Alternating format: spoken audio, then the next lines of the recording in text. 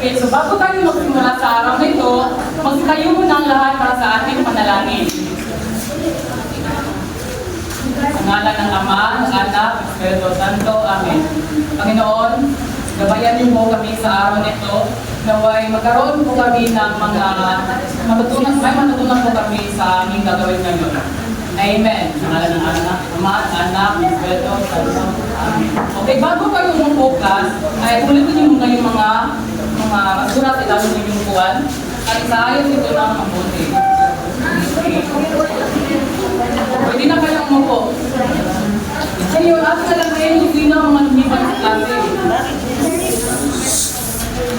Ating alamin kung sino ang mga lumiban sa klase. So, group 1, sino yung lumiban sa inyo? Group 2?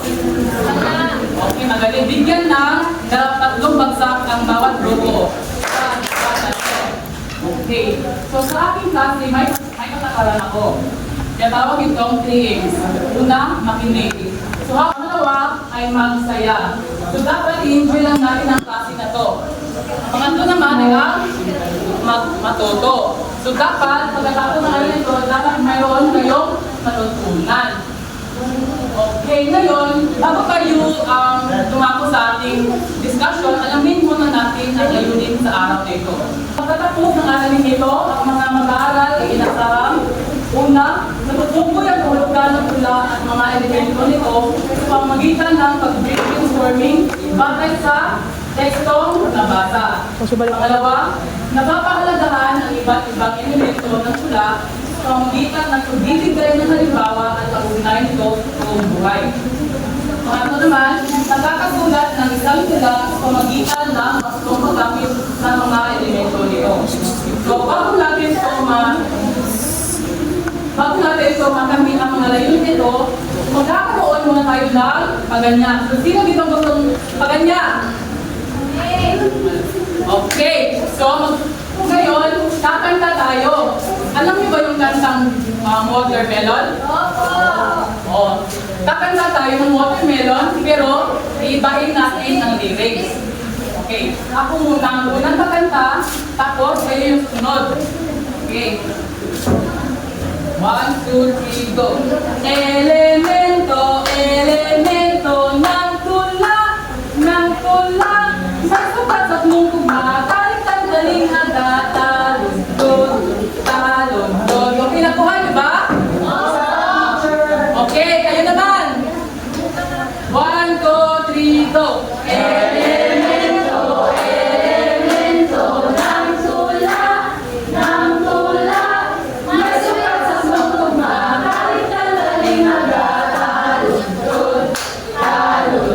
Kantahin natin ito na mabilis pa. Okay, 1, 2, 3, go! Elemento, elemento ng tula, may sukat sa lugma, kahit ang daling talundod.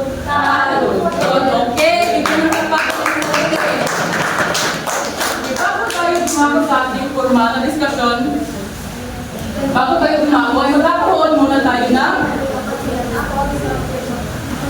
tapos tayo muna ang ating malasalitaan. Ito yung mga salitang malalim ng mga kahulugan. Alamin natin. Pusang loob, ang ibig sabihin ay ang pagkakawang gawa. Nakakalastas, ang ibig sabihin ay naintindihan o naunawaan. Pangatlo naman, kaalipinan. Ang ibig sabihin ay pang-aalipin. Sunod, pagkatumbos o makapagligtas. Maalwan, maginhawa, umuwag, ugaan. Dukha naman ay ang kalitang paralita o mahira. Ang mulala ay hangal, tulala o mangmang. Ang ibig naman ay pagpapalit o pangyayamot o pang-iinis. Ang panghuli ay pang-inila. Ang ibig sabihin ay pagtataksin o pagtataydor. So, bago tayo dumako sa ating formal na diskusyon, magkakaroon muna tayo ng aktibidad sa araw na ito. So, hatiin ko ang klase sa dalawang pangkat. Ito yung unang pangkat at ito yung pangalawang pangkat. So, kung nakita niyo sa pisara, may mga nakahalong mga letra. Ito yung sa unang pangkat at ito naman yung sa pangalawang pangkat.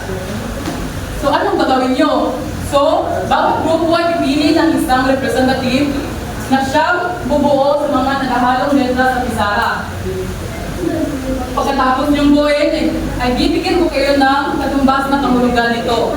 Bibigyan ko lamang kayo ng 3 minuto para mag-brainstorming at para masuri kung saang salita na ayon ang kahulugan nito. Intindihan niyo ba, class? Opo, teacher. Okay, babasahin ko muna ang kategorya sa ating aktibidad. Una, ang tamang pagkabuo, 20 puntos, paglalahad, 10 puntos. So dito sa paglalahad, pagkatapos niyo mabuo, ilahad niyo sa harapan. At ang kooperasyon naman ay 10 puntos, kabuuan ay 40 puntos. Okay, nakuha niyo ba, class? Opo. Okay, sino yung representative niyo? Okay, pwede niyo na isulat.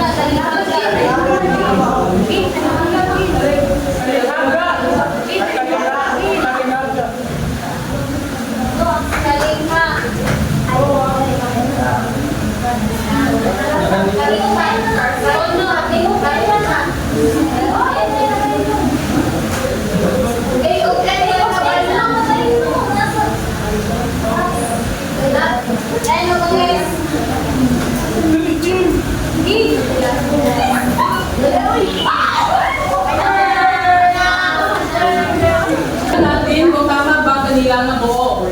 Tatlo. Tama. Sukat. Tama. Tugma. Tama. Kariktan. Tama. Patikas naman. Talinghaga. Tama. Talagtod. Tama. Tono. Tama. Persona. Tama. Kung may nalakas, binigyan ko kayo ng matibang ng hulugan ito. Ito yung nagbubuan. Ito naman yung sa malawag pagkat.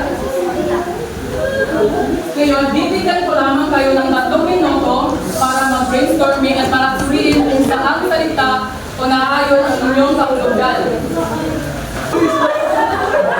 Tandaan lang ha!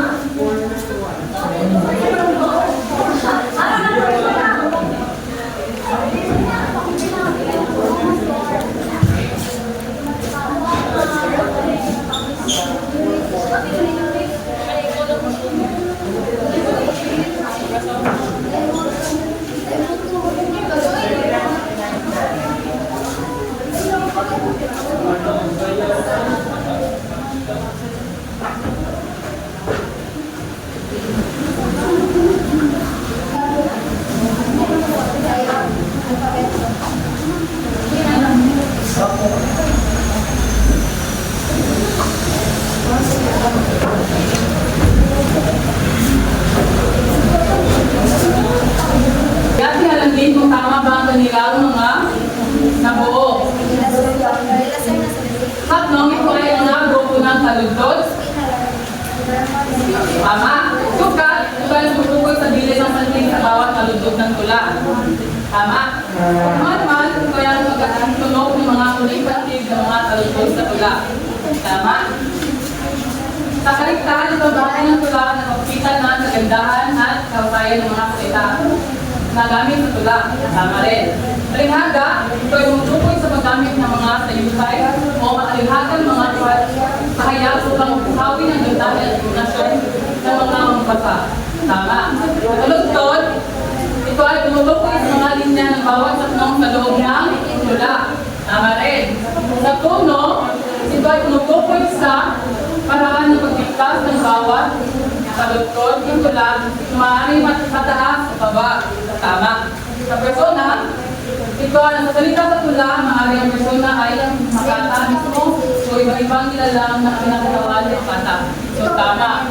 So, sa unang pangkat, magkuha sila ng 4 na buong puntos. Palagyan. Sa pangalawang pangkat naman, 4 na buong puntos din. Palagyan. So ngayon, palagyan ninyo yung sarili.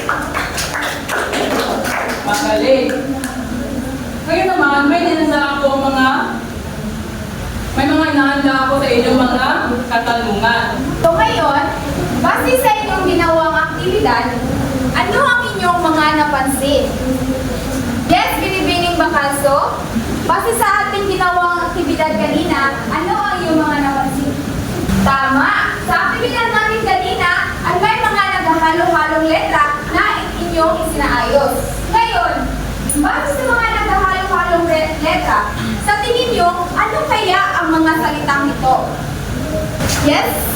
Miss Yenes? Mga parte ng tula? Tama!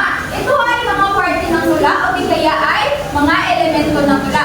Ngayon, tatanungin ko kayo, meron ba dito sa inyo ang mga nakarinig na o nakabasa na ng isang halimbawa ng isang tula? Yes. Opo. Okay, meron. So, sa inyong, yes, Miss Kuyoka, sa iyong nabasang tula, tungkol saan ito? Tungkol sa pag-ibig, teacher. Okay, tungkol sa pag-ibig. So, paano mo ito maiuugnay sa totoong buhay at iyong nabasang tula? Siguro kung bagay sa totoong mangyayari sa mismo, how to experience karanasan.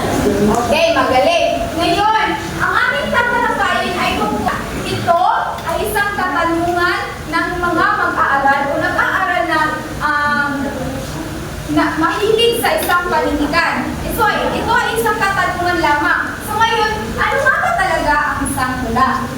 Ang tula ay isang anyo ng sining o panindigan na naglalayong maipahayag ang damdamin sa malayang pagsulat. So base sa definisyon na ating nabasa, ito daw ay pagpapahayag ng ating mga damdamin, ating mga saloobin, at ating mga emosyon, lalong-lalo na sa ating mga opinyon at obserbasyon sa ating lipunan. Ngunit mga bata, ang tula ay hindi lamang isang simpleng pagpapahayag ng damdamin. Mayroong nagsisilbing aral na ating makukuha at ito ay nagbibigay ng mga inspirasyon at kaligayahan sa mga mambabasa. Ngayon, ang isang tula ay hindi magiging isang tula kung wala ito mga elemento. Tama. Ngayon, bago tayo dadako sa mga elemento ng tula, ay meron ako ditong inihanda isang halimbawa ng tula na siyang magagabay sa atin upang mas lalo natin maintindihan ang mga elemento ng tula. Ang tula ay pinamagatang bayanihan. So ngayon, ang unang elemento ng tula ay ang sakno. Ano nga ba ang sakno? Ang sakno, basahin sabay-sabay. Ito ay ang grupo ng mga natutod sa tula. Ang sakno ay ito ang mga grupo ng mga natutod sa isang tula. So, ibig sabihin, sa sakno makikita natin ang mga grupo ng mga salita sa linya ng isang tula. Dito, ma-organisa natin ang mga salita at ideya na nakapaloob sa isang tula. Ngayon, dito sa ating halimbawa, batay sa ating binasang definasyon, masusuri nyo ba kung ilang sakno mayroon ang ating halimbawa na tula? Bilangin natin. 1, 2, 3, 4, 5. Ilang sakno mayroon ang tula? 5 sakno.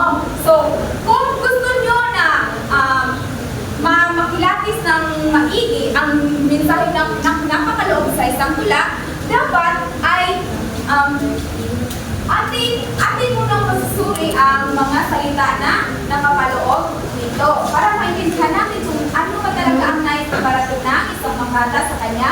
na likha na tula. Ngayon, ang pangalawang elemento ay ang sukat. So, ano nga ba ang sukat? So, ang sukat ay, basahin sabay-sabay. Ito ay tumutukoy sa bilang ng pantig sa bawat taludtod ng tula. Okay, ito ay tumutukoy sa bilang ng pantig sa bawat taludtod ng tula. So, ibig sabihin, sa sukat, ito ang haba ng mga salita na meron sa isang linya o taludtod ng bawat sakno. So, dito sa pamamagitan ng sukat ay mapaghabi-habi natin ang mga salita upang magkaroon tayo ng mas magandang, makalikha tayo ng mas magandang isang tula. Ngayon dito sa aking halimbawa, maaari pa natin bilangin kung ilang pantig o sukat mayroon sa linya na tula. Basahin. Ang kahulugan ng isang sangka. Ulit.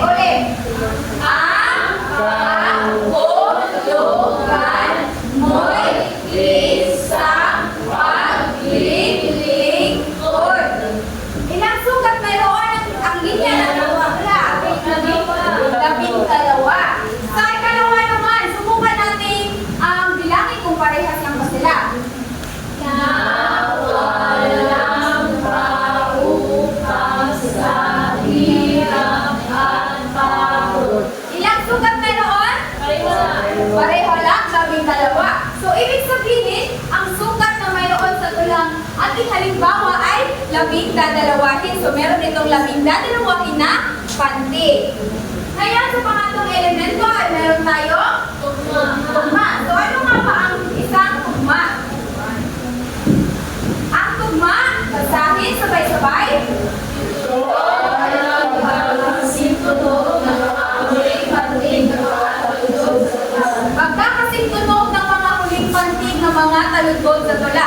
So, ibig sabihin, ang isang tugma ay makikita natin sa huling bahagi ng isang tula.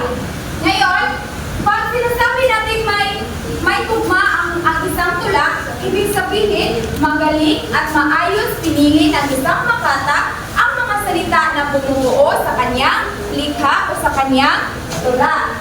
So, ang ika-4 na elemento ay ang karektan.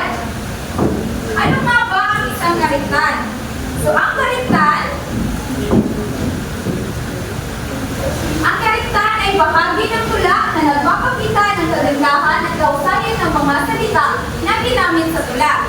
So, ang karektan at siya nagbibigay ng kagandahan at kausayan kung tayo ay gagawa ng isang tula. So, ang ibig dito sa ating tula na halimbawa, mayroong mga karektan na mga ginagamit. Halimbawa na dito ay ang salitang tukha. Ano nga ba ang ibig sabihin ng tukha? Mahirap. Tama. So, imbis na gumamit ng salitang mahirap ang isang makata o ang isang lumikha ng tula, ginawa niya ito salitang tukha. Ginamitan niya ito ng isang karektan na salitang tukha para mas maging makintab ang kanyang ginawang tula. At ang pang-limang elemento ay ang talihhaga. Ngayon, ano ang isang talihhaga? Ang talihhaga ay Tumutukoy sa paggamit ng mga tayo-tay o mga talihhagang mga kaya upang magpapay ng damdamin at pinagdasal ng mga mabasa. ibig sabihin, ito ang mga matatalinghagang salita na may napakaloob na ginto ang kahulugan o konsepto. So, hindi natin ito direktang maiintindihan sapagkat ito ay mga malalalim na salita. So, sa ating halimbawa, mayroon dito isang halimbawa ng matalinghagang salita. Halimbawa ay mapagwalang turing. So, ano nga ba ang isang mapagwalang turing? Ito ay ang pagpapahayag o pagbubunyag ng mga salita. So, ang isang makata ay dapat gagamit din ng mga matatalinghagang salita upang mas lalong mapaganda ang kanyang nilikhang tula. Ano anim na elemento ay ang taludlod. Ano ang taludlod? So, ang taludlod, ito ay tumutukoy sa mga linya ng bawat saknong sa loob ng tula. So, madali namang maintindihan sapagkat alam niyo na kung ano ang sakno. Sakno, at ang bawat linya na napakaloob dito ay tinatawag na taludlod. Tama. Ngayon, nalang tayo sa susunod na elemento. Ito ay ang tono. Ano nga ba ang tono? Ang tono ay basahin sabay-sabay. Ay tumutuloy sa paraan pagbigas ng bawat taludlod Okay, tama. So, ang tono ay tumutukoy sa paraan ng pagbiglas ng bawat taludlod ng tula. So, bawat taludlod ng tula ay may tono o may paraan sa pagbiglas. So, sa pamamagitan ng tono ay dito natin may papahayag ang damdamin o saloobin na nais ipahiwatig sa atin ng isang makata. Maaaring ang tula ba sa pamamagitan ng tono ay malalaman natin kung ito ay tula ng pagmamahal, tula ng may pasakit, umadamdamin, o tula na masaya. Naiintindihan ba ninyo? Okay. Ngayon, ang panghuling elemento ng tula ay siyang persona.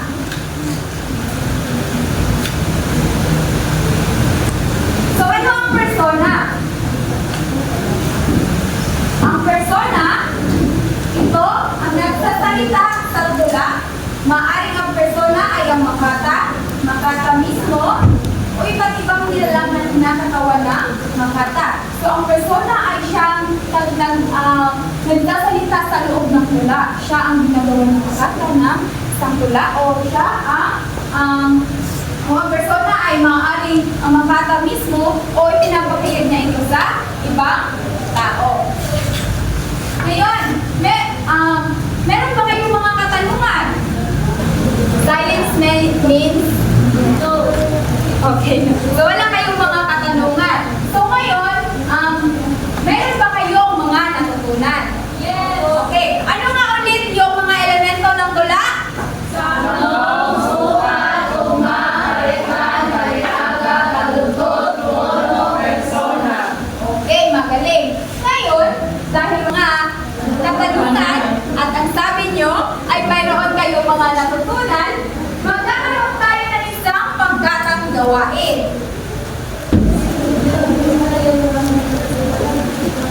Hagin ko kayo sa dalawang pangkat. Dito ay unang pangkat at dito ay pangalawang pangkat. Ang pangkat ay bumuo ng isang tula tungkol sa edukasyon na may wastong paggamit ng mga elemento. Ang bumuo ng tula, may kategorya tayo. Una, nilalaman. Sa nilalaman, dapat makikita ay dapat nagagamit ang paggusto ng elemento. Sa paglalakad naman, dapat tamang pagbigkas, tono at ekspresyon. At sa kooperasyon ay may 10 puntos. Sa nilalaman, may 20 puntos at sa paglalakad may 20 puntos din at sa kooperasyon ay may 10 puntos. Ang pagbuuang puntos ay 50 puntos. Sa pagbuo ng tula, bibigyan ko lang lamang ng 5 minuto at pagkatapos ay lalakad nyo sa harapan kayong lahat. I-representan nyo dito sa harapan. Bibigyan ko lang lamang ng 5 puntos. Simula na kayo. Sa isang tula, may 4 na saknong at 4 na taludlod.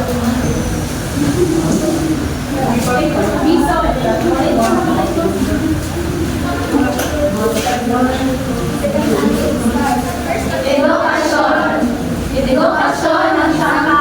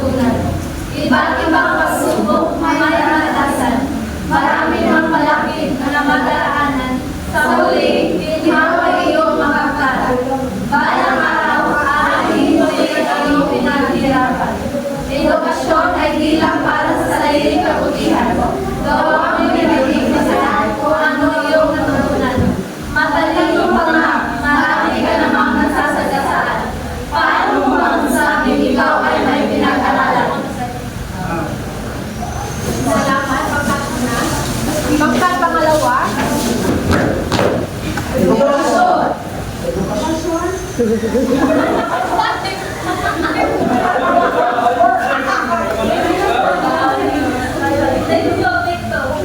Take three. Take three. Sitwasyon.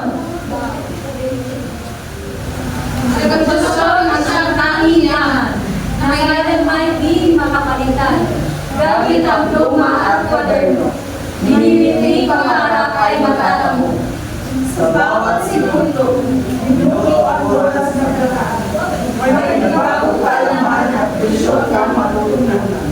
Pagod, puyat at magiging hirap ang iyong nararanasan. Sapagkat ito'y paraan para tayo may matutunan. Iba't ibang pagsubok may mararanasan. Marami mang malapit na madaraanan. Sa huli, ginhawa iyong makakamtan. Balang araw, aaninin mo rin ang iyong pinaghirapan. Sitwasyon ay di lang para sa sariling kabutihan. Gawa mo rin ang imbasihan kung ano ang iyong natutunan. Matalino ka na, marami ka namang nasasagasaan. Paano kung walang sasabi, ikaw ay pinag-aralan? Una, ang ilan naman ay dalawang puntos. Sa paglalakad naman ay labing siyam dahil may ibang hindi nagsasalita. At sa kooperasyon naman ay 10 puntos. Ang kabuang puntos ay apat na punsya. Sa pangalawang pangkat, sa nilalaman ay 2 puntos. Sa paglalakad naman ay 2 puntos rin. At sa kooperasyon ay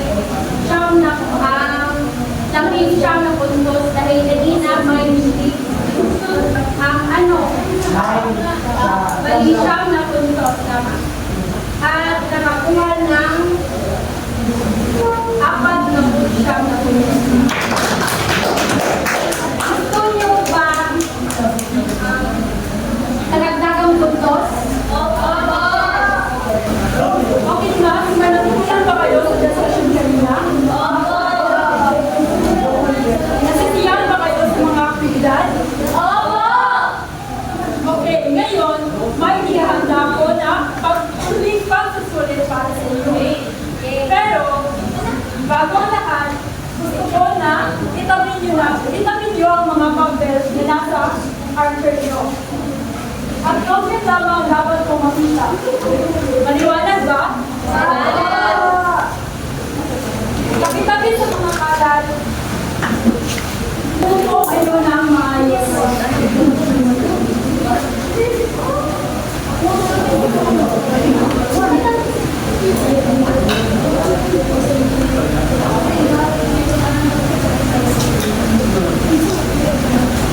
Hindi pa ako nagsasabi na sugatan na papel. Maghihintay kayo sa pagtuto ko.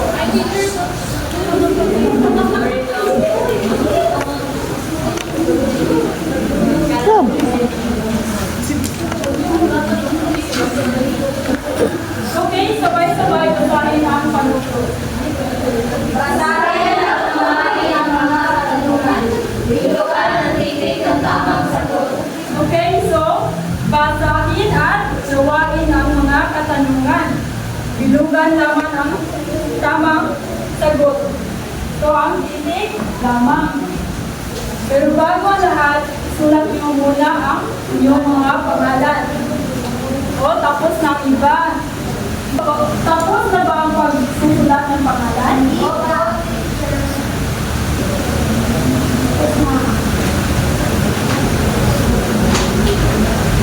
Okay. Bibigyan ko kayo ng 5 minuto sa pagsasagot sa mga katanungan. Kayo ay maaaring magsimula na. Huwag makipag-usap sa katabi dahil nag-open hindi nagsasalita. Tapos na ba ang lahat? Okay, tapos na ba ang lahat? Opo, teacher. Kung sino yung tapos na, pakitaas ng button. Okay, pakibaba lang.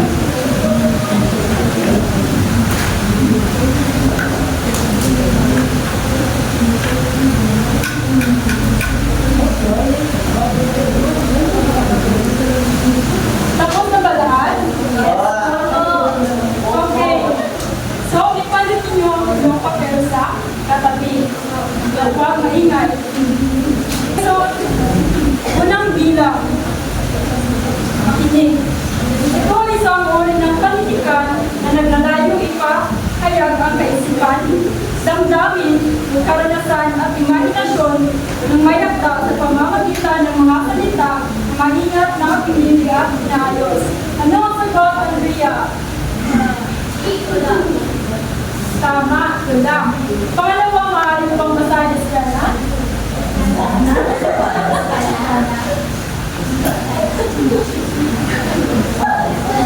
Ito ay tumulong sa pili ng pag-isip sa bawat alusot mula. B. Sukat. Tama, sukat. Pangatlo, China, maaari mo pang basahin? Ito ay dami ng ulang na nagpapakita ng mula ang sabay ng mga salita na gamit ginamit sa mula. Hindi. Tama, kahit ka ng sagot. Pang-apat, maaari mo pang basahin ng aso? Ito ay ang Maaari ka bang tumayo?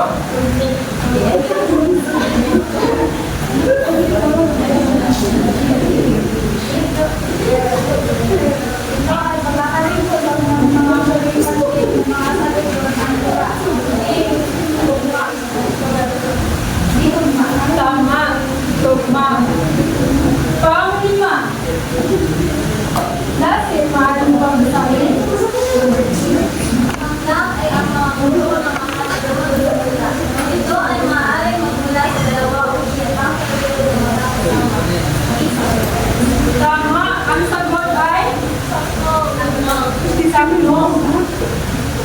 Pang-anim, renewal. Ito ay tumutukoy sa paggamit ng mga tayo-tayo na kalinagan ng mga kaya na upag-bukawin ang damdamin ng inerasya na ng mga sa D. Tama. Letter B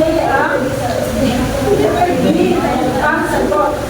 So, pang-pito, ang mga sumusunod ay ang iba't ibang elemento ng tula maliban sa A.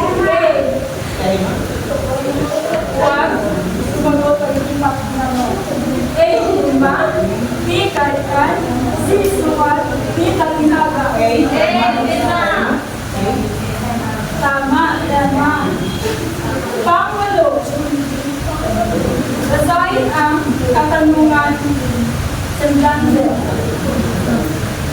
Ito ang nagsasalita sa tula. Persona letter A. Tama, ang nagsasalita sa tula ay ano? Persona. Pangsyam. Sinong gustong bumasa? Gemini. Ang pagdamay sa uri ng pinila sa lupa na kilala sa malayong paggamit ng bigat ay nakitawan yung ang estilo na ito. Tama, tula. Pang-sampu naman, Leah. Maaari mo pang basahin. Ito ay butilong paraan ng pinila sa bawat maaari pa paraan sa bawat ay todo o Tama, letter A. Puno o layo. Pag-ilagay ang score sa itaas. At mag-ilagay natin sa mga score ninyo kanina sa actividad, sa application at sa assessment. Summary of your score. Okay, so ulit sa may-ari.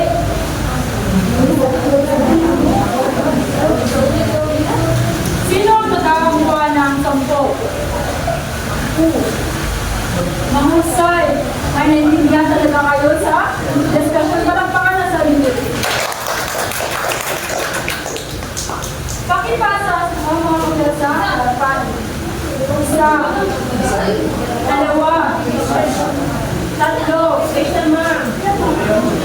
Apat. Lima. Anim. Ito. Walo. Siyam. Sampo. Okay, nasa akin ang lahat na papel. So ngayon, babalikan natin ang layunin kung nakukuha ba natin lahat ito. Basahin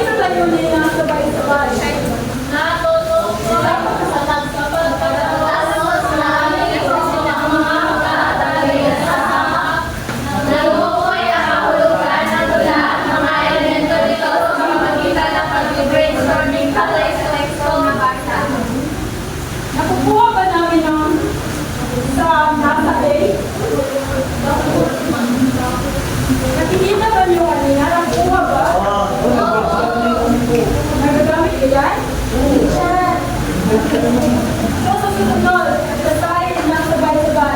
Napapahalagaan ng iba't ibang elemento ng tula sa pamamagitan ng pagbibigay ng halimbawa ng pagbuhay nito sa totoong buhay.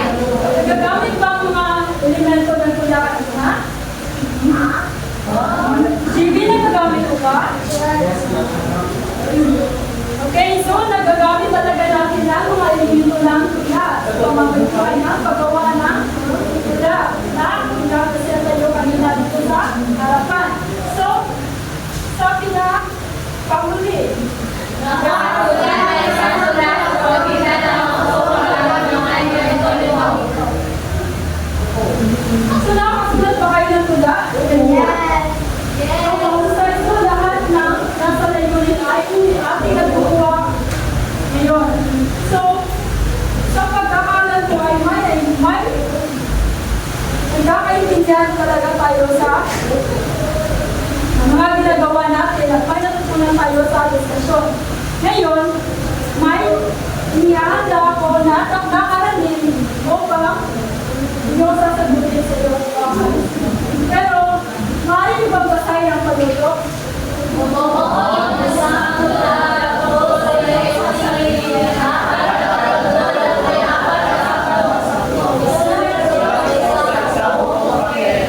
maliwanag na ba ang panuto? Ano ang gagawin?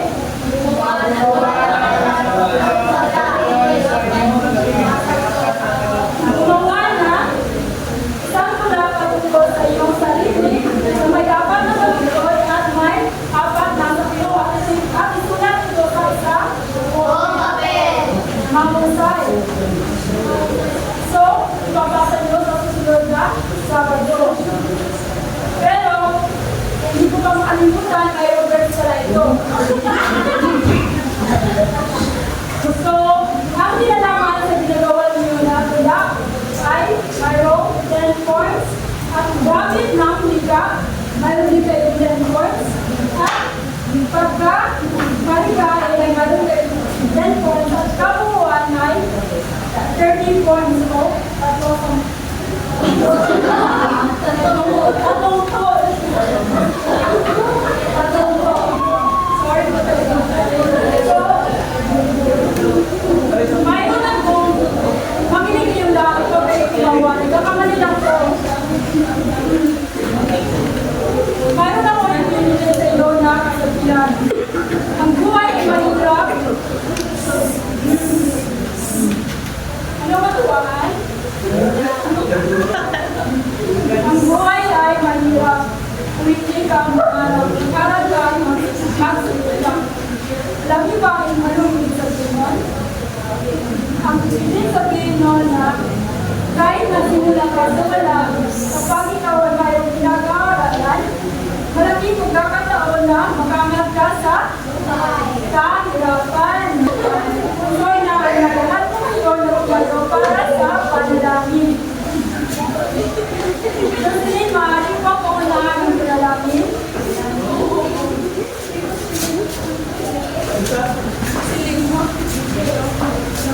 Tumayong lahat sa halan na Dakilang Ama, salamat po sa araw na ito na pinili na bayan. Salamat po sa lahat ng patutunan at sa lakas na inyong bigay sa amin sa araw at naway ito kaming magayan sa aming pag-uwi